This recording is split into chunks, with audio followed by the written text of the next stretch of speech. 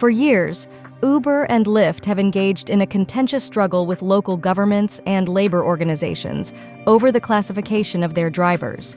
These companies aim to keep drivers categorized as independent contractors, which allows them to avoid certain legal obligations associated with traditional employment, such as providing a guaranteed minimum wage and union protections. In return for this classification, Uber and Lyft typically offer some benefits, though not all of those afforded to full-time employees. The push to maintain this independent contractor status has resulted in a fragmented system of rules and regulations that vary widely across different cities and states.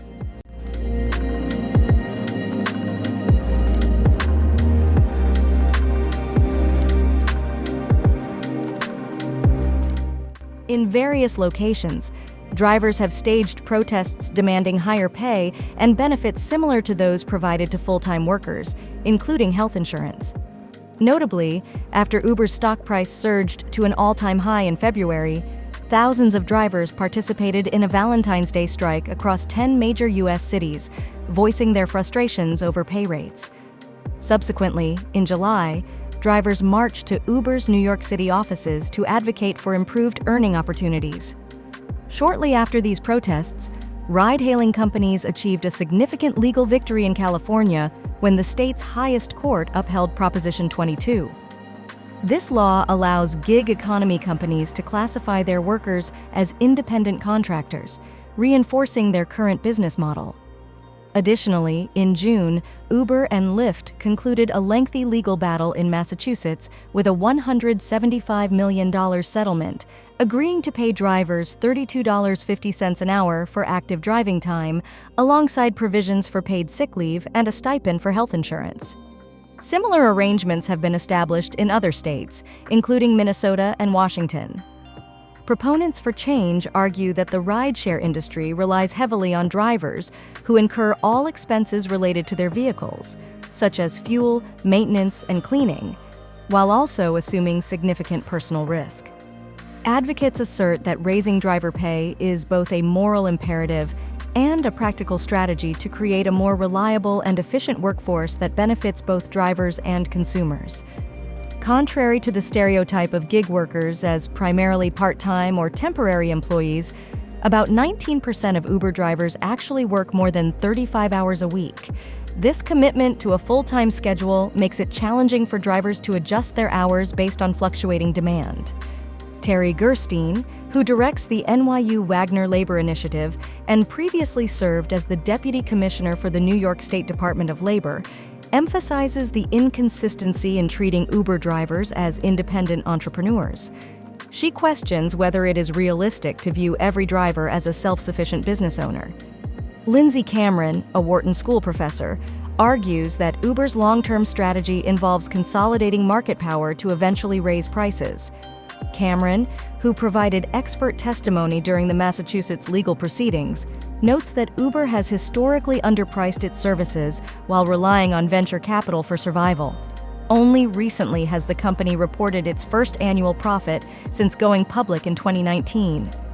Opponents of increasing driver earnings warn that doing so would likely result in higher ride prices. Uber's CEO, Dara Khosrowshahi, has expressed concerns that classifying drivers as employees would necessitate raising fares, potentially leading to a decline in both customer demand and the number of drivers willing to work. Aaron Hatton, a sociology professor and author of The Temp Economy, agrees, stating that such increases could make rides unaffordable for many users.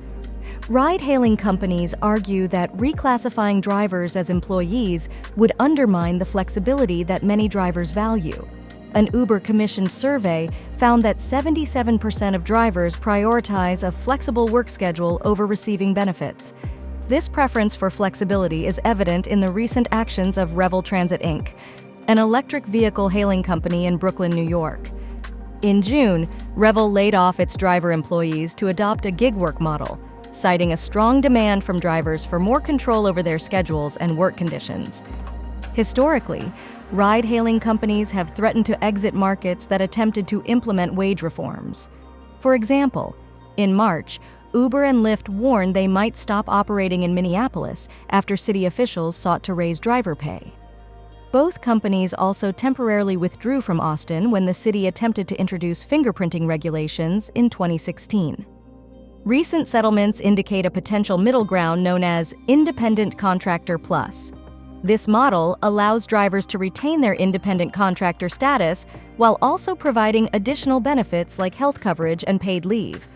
Lyft has stated that the public discourse is shifting from whether drivers should be classified as employees to how best to design protections and benefits that are suitable for the rideshare context, emphasizing the need to maintain driver flexibility.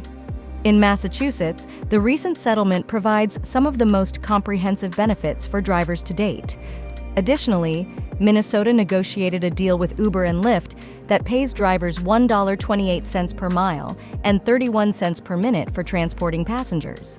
This agreement also enhances workers' compensation insurance and strengthens protections against unjust deactivation, a term used in the gig economy to describe the termination of a driver's access to the app.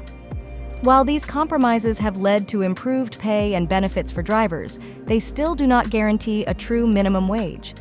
For instance, drivers in Massachusetts and Minnesota are compensated only for the hours they actively drive or are en route to pick up passengers, rather than for all the time they spend on the road. New York City has adopted a different strategy by employing a complex formula to compensate drivers. Instead of using a flat hourly rate based on active driving hours, New York's system factors in both driving time and time spent waiting between rides. Bhairavi Desai, president of the New York Taxi Workers Alliance, believes that this model was the best in the country until Uber and Lyft began opposing it.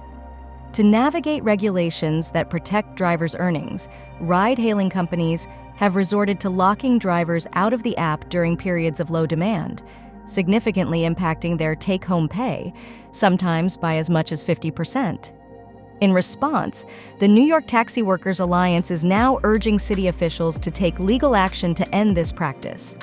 The ongoing debate surrounding the classification of rideshare drivers continues to evolve, reflecting broader tensions between the gig economy's flexibility and the need for worker protections. As the landscape shifts, finding a balanced approach that meets the needs of drivers while also addressing the economic realities faced by ride-hailing companies remains a complex challenge.